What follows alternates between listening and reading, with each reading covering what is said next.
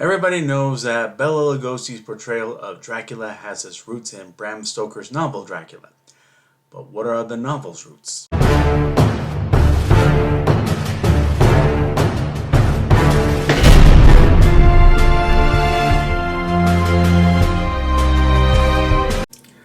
So October has arrived, which as a YouTuber who talks about storytelling, I should take advantage of that and cover the fun stuff of the Halloween season. And I decided to dedicate this year's Halloween season to various forms of the living dead. And as I have previewed, the video's focus is the undead vampire.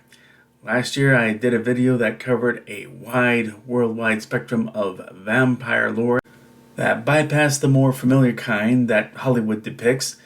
But as I pounded my brain on what to do this Halloween season, it occurred to me that I haven't really dipped into the rich history and folklore that became the foundational genre of the undead vampire, and decided to make that into my first video dedicated to the subject matter of the living dead. Now, undead vampire folklore originates almost entirely from early 18th century southeastern Europe, when verbal lore was the main way that people knew about these things, because literacy wasn't so rampant. But several ethnic groups of that region, they recorded and shared abroad their ideas of vampires. And in folklore vampires, here we have apparitions of evil beings or malevolent spirits possessing corpses, or by being bitten by a vampire, you become a vampire. And belief in this stuff, it was widespread in some areas where everyone was on their guard, and much like witches, some suspected vampires were publicly executed. The basic telltale signs of a vampire seen on suspected exhumed corpses in this region usually was reported as bloated in appearance, with purplish skin from drinking blood, which was seen goated around the mouth and nose, and that was actually normal in a decaying, not embalmed body. Also, that perception of bigger than normal teeth and nails, which also is normal because of receding gums and skin. What's interesting was, from every source I read on the subject, the author always wanted to mention the two marquee cases of alleged vampirism in the early 18th century. First, with the corpse of Peter Blagojevich from Serbia. Blagojevich, his death was recorded at the age of 62, but reportedly he returned after death, approaching his son for food. After refusing, he was found dead the following day. Blagojevich was said to have returned and attacked neighbors, who in turn died from blood loss. But how seriously did authorities take this report? They ordered the exhumation of Blagojevich's corpse to be investigated, and the aforementioned bloating, blood coming from mouth and nose, long teeth, and claw-like fingernails, all those boxes got checked, so they in turn staked the corpse and burned it.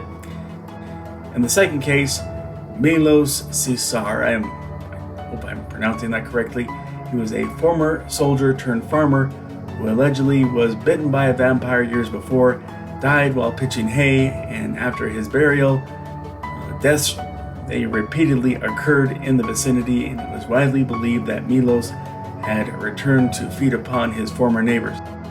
Both of these incidents of vampirism were well documented, and government officials, again, they examined both corpses and they recorded the events accordingly. And in turn, they sent publications all throughout Europe. The problem was escalated by rural proliferations of reported vampire attacks. Certainly everyone's perception of southeastern vampire lore that pervaded the village communities, with locals exhuming bodies and performing the very real ritual that found its way into modern vampire lore, thrusting stakes into their bodies, all to render them unable to get up from the grave. But all the folklore and the events that stemmed from it all captivated the authors in the century that followed. The earliest known example was Vampire, written with a Y, and it was written by John Polidori. And as I have mentioned before in my Obscure Facts About Frankenstein video that I uploaded back in 2022, left a link to that in the description below. Check it out after you finish this video. But, Vampire was written in the same contest that was in the 1814 gathering between Polidori, Lord Byron, Percy Shelley, and his not yet wife Mary. And since very few knew about it, Vampire remains in the shadow of Frankenstein from that same writing contest. Vampire was published in 1819 and tells the story of the new concept of a gentleman vampire in Lord Ruthven, a new concept that really wouldn't repeat itself until the early 20th century. In turn, Joseph Thomas Sheridan Le Fanu, he wrote Carmilla, which was published in 1872, with the name being that of a female vampire, with all the traits of the mysterious day sleeper who appears in narrator Laura's nightmares as a cat-like beast who bites her on the chest, leading to her declining health. Then there's the most influential of all vampire stories, Dracula, written by Bram Stoker and published in 1897. Stoker managed to use the key elements of the folklore and made a few additions of his own. Most notably, he pioneered the idea of the real-world vampire bat that Dracula would morph into. As well, he would morph into a wolf or a rat. And what may surprise several people who haven't already watched my aforementioned 2022 Dracula video was that in the novel, he was no gentleman, but mysteriously hideous, seemingly proud of that, and not so subtle when he makes that ambush on an unsuspecting victim. Factor in also he got the name Dracula based upon the name of Prince Vlad Dracula, but that's where it stops. I mean, Vlad Dracula is nothing like a vampire. After attempts at stage plays with portrayals of a hideous, unsubtle Dracula fell flat, the more familiar, dapper, and charming Dracula took over, first in plays again and then in movies. But let me get back to that in a bit. A movie more in line with the hideous, unsubtle Dracula, Nosferatu, came out in 1922, which many call the best Dracula movie ever. And the similarities to the Dracula story made it easy for Bram Stoker's widow to successfully sue its filmmakers and have all prints destroyed. Thankfully, some prints survived somehow, and it's free to watch on virtually any streaming platform, including YouTube.